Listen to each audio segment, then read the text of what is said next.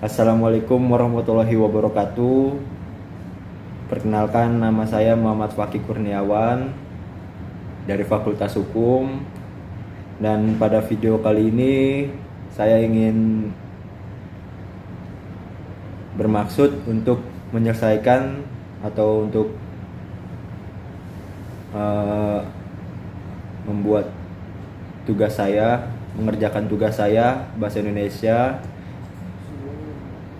Dan pada tugas ini saya ingin mengambil sesi modul 12, yaitu tentang paragraf. Nah, kita akan bahas modul sesi 12 tentang paragraf bahasa Indonesia. Jadi di modul sesi 12 itu paragraf. Apa sih hakikat paragraf? Nah, menurut Arifin itu tahun 2008 yang mengatakan bahwa paragraf adalah seperangkat kalimat yang membicarakan sesuatu gagasan atau topik. Dengan kata lain, kalimat topik adalah kalimat yang mengandung gagasan utama. Kalimat topik mengungkapkan maksud pokok uraian paragraf. Jadi kalimat topik itu untuk mengungkapkan maksud pokok dari uraian paragraf tersebut ya. Nah, kalimat-kalimat dalam paragraf harus memperlihatkan kesatuan pikiran atau mempunyai keterkaitan dalam membentuk gagasan atau topik tersebut. Dengan kata lain, sebuah paragraf atau alinea adalah sebuah satuan pikiran yang membahas satu gagasan melalui sebuah rangkaian kalimat yang saling berhubungan.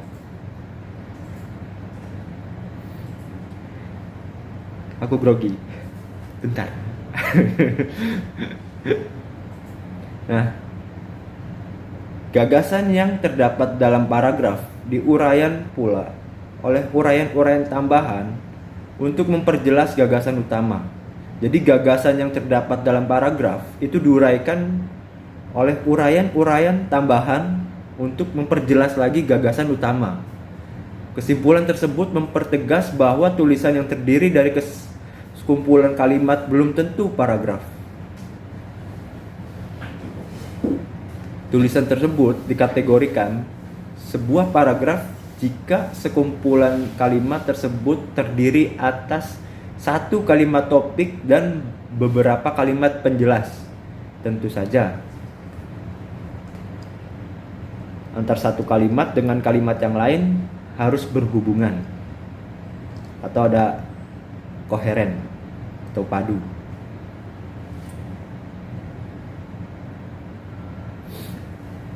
Nah, gimana sih cara buat paragraf yang baik? Itu ada 3 syarat-syarat dalam menyusun paragraf yang baik. Seseorang itu harus memperlihatkan syarat-syarat yang baik. 1. Seperti mengandung satu pokok pemikiran, harus memiliki kekuatan atau kohesi, harus memiliki koherensi dan kesinambungan. Apa sih itu mengandung satu pokok kepemikiran? Setiap paragraf hanya mengandung satu pokok pikiran atau gagasan utama.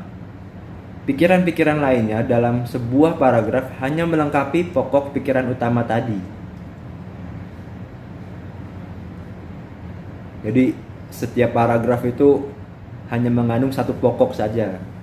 Satu pokok pikiran atau gagasan utama. Pikiran-pikiran lain itu sebuah paragraf hanya melengkapi pokok pikiran tersebut. Pokok pikiran utama yang tadi. Nah, yang kedua, harus memiliki kekuatan kohesi. Setiap paragraf harus memiliki kesatuan atau kohesi. Maksudnya, dalam sebuah paragraf tidak boleh terdapat penjelasan-penjelasan yang saling bertentangan. Kesatuan dalam paragraf menjelaskan bahwa seluruh kalimat yang membina paragraf tersebut secara bersama-sama menyatakan satu pokok pikiran atau gagasan. Jadi dalam satu paragraf itu tidak boleh saling bertentangan penjelasannya. Jadi supaya menjadi satu kesatuan, menjadikan supaya bisa bersama-sama menyatakan satu pokok pikiran atau gagasan tersebut dengan baik. Nah, yang ketiga, harus memiliki koherensi dan kesinambungan. Setiap paragraf harus memiliki koherensi dan kesinambungan agar ada pengembang yang baik dalam sebuah paragraf. Paragraf tersebut dipelihara keeratan hubungan antara kalimat serta tidak terdapat loncatan-loncatan pikiran yang dapat membingungkan pembaca atau penyimpangan dari pokok pikiran utama.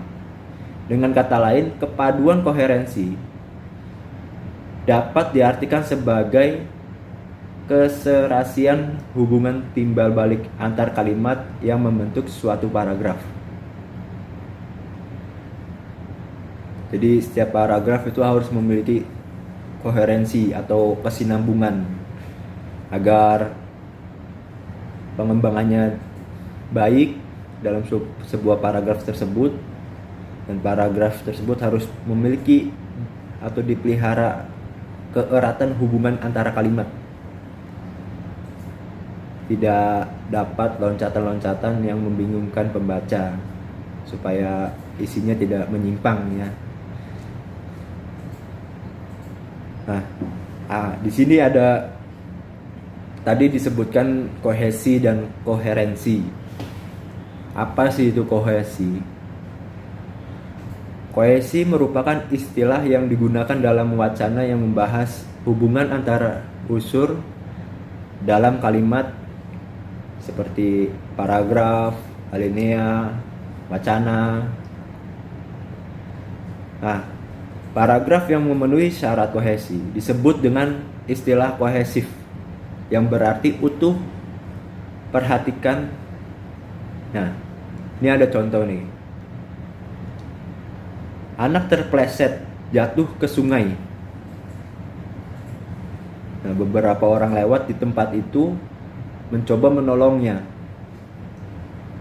Nah, jika dari sebuah kalimat tersebut seperti ada beberapa kata kunci yang kurang. Ketika kita ucapkan tadi, timbul pertanyaan di benak kita, anak yang mana? Berapa anak yang terpleset? Demikian pula dengan kalimat kedua. Kalimat tersebut sangat tidak efektif.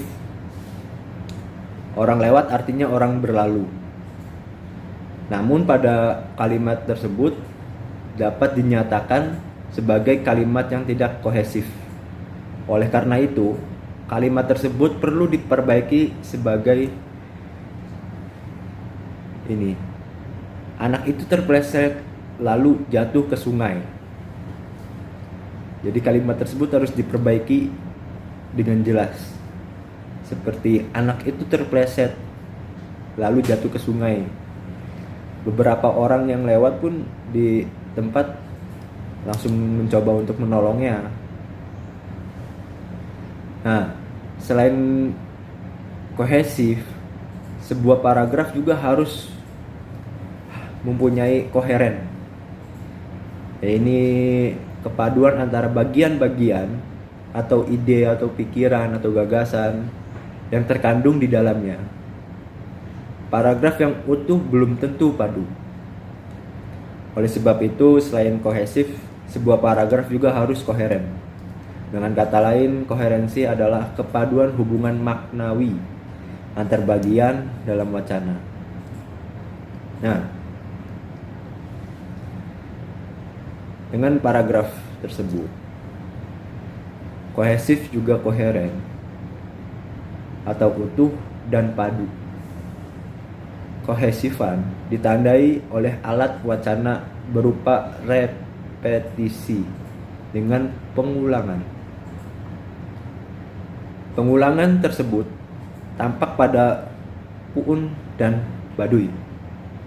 Pada paragraf tersebut, kekohesifan adanya ide pokok dan ide penjelasan. Keduanya sangat terkait sehingga wacana tersebut menjadi padu dan mudah ditangkap maknanya.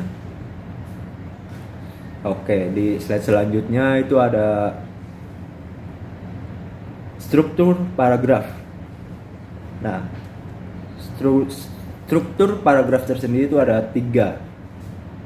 Yang pertama adalah alinea pembuka, dan kedua ada alinea tubuh, dan ketiga ada alinea penutup.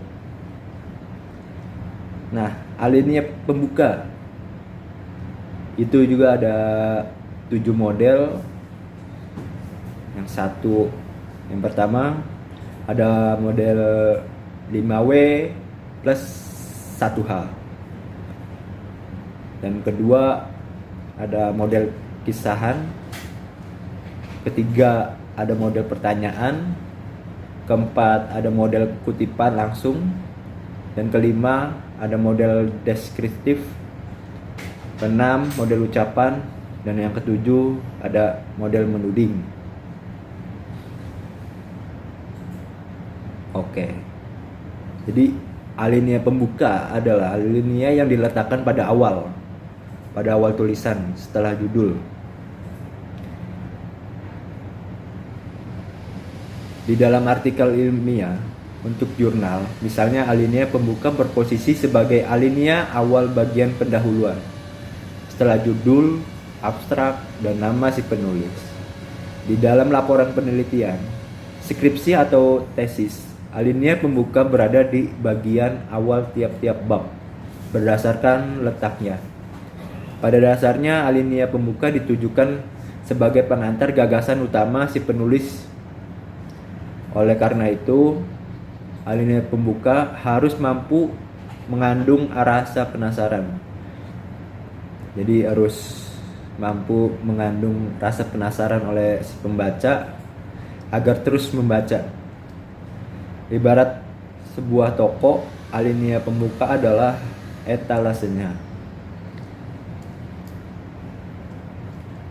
Etalase yang memikat atau membuat penasaran pasti akan menggugah minat konsumen untuk memasuki toko. Agar tulisannya menarik perhatian, penulisan karya tulis ilmiah dapat memilih model-model penulisan alinea membuka berikut.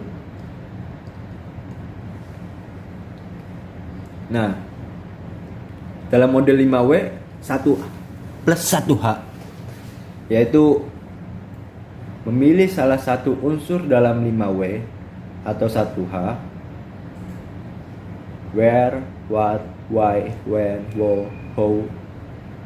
Andai ada suatu hal yang dianggap lebih penting untuk ditentukan, yang dikedepankan boleh saja unsur what, apa, pada alinea pembuka karya tulis ilmiah, atau why, mengapa gitu. Nah, yang kedua, model pertanyaan.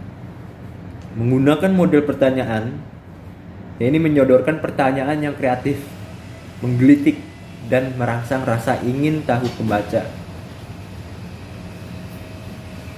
Nah, yang ketiga, model kutipan. Menggunakan model kutipan langsung, ya ini dengan mengutip secara ringkas pendapat seseorang, baik itu subobjek tulisan maupun teori atau pendapat. Nah, yang kelima, model deskriptif. Menggunakan model deskriptif, ini menghadirkan gambaran suatu keadaan, fakta, atau peristiwa dalam pikiran pembaca sehingga seolah-olah si pembaca mengalami peristiwa tersebut. Berbeda dengan model kisahan. yang hanya menghanyutkan pembaca ke tengah-tengah fakta atau peristiwa. Model deskriptif justru lebih hendak menjadikan pembaca sebagai subjek yang aktif. Caranya dapat melalui metafora atau dengan menarik persamaan analogi. Akan tetapi, sebagai mana telah disinggung, si penulis harus berhati-hati dalam menggunakan metafora atau analogi di dalam karya tulis ilmiahnya, terutama ketika ia falsifikasi sesuatu. Maaf.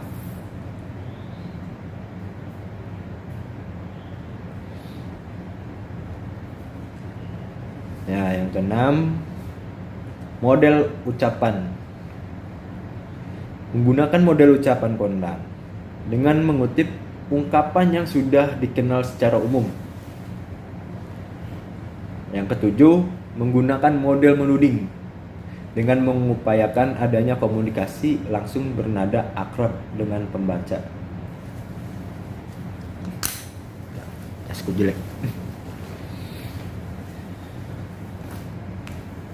Oke, untuk alinea berikutnya itu ada alinea tubuh. Ini alinea yang kedua.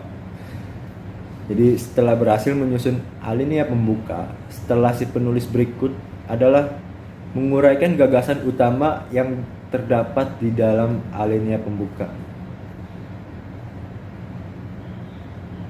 Gagasan utama yang terdapat di alinea pembuka tersebut ke dalam alinea berikutnya atau alinea tubuh. Oleh karena itu, agar tidak membosankan atau membingungkan pembaca, susunlah alinea tubuh dalam kalimat yang pendek tanpa mengabaikan syarat pembentukan alinea yang baik. Oke? Nah, yang ketiga ada alinea penutup. Di dalam karya tulis ilmiah, alinea penutup terletak pada alinea terakhir, bagian kesimpulan. Fungsi utamanya memang menyimpulkan tulisan. Namun upayakanlah membangun alinea penutup sedemikian rupa agar mengesankan pembaca.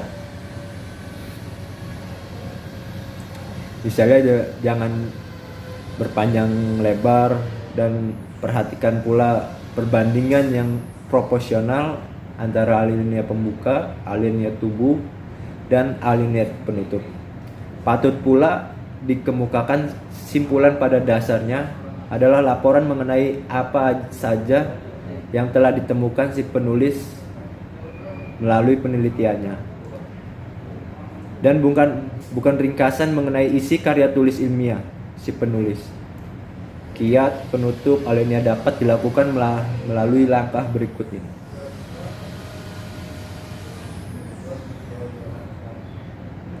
Oke. Sekian dari saya, Muhammad Fakih Kurniawan. Terima kasih. Saya Muhammad Fakih Kurniawan dari Fakultas Hukum. Ini adalah tugas di akhir semester saya di semester 1 Bahasa Indonesia. Saya ingin menerangkan tentang paragraf. Semoga nilainya besar ya, Bu. Pak Waslam. Terima kasih. Assalamualaikum warahmatullahi wabarakatuh. Bye.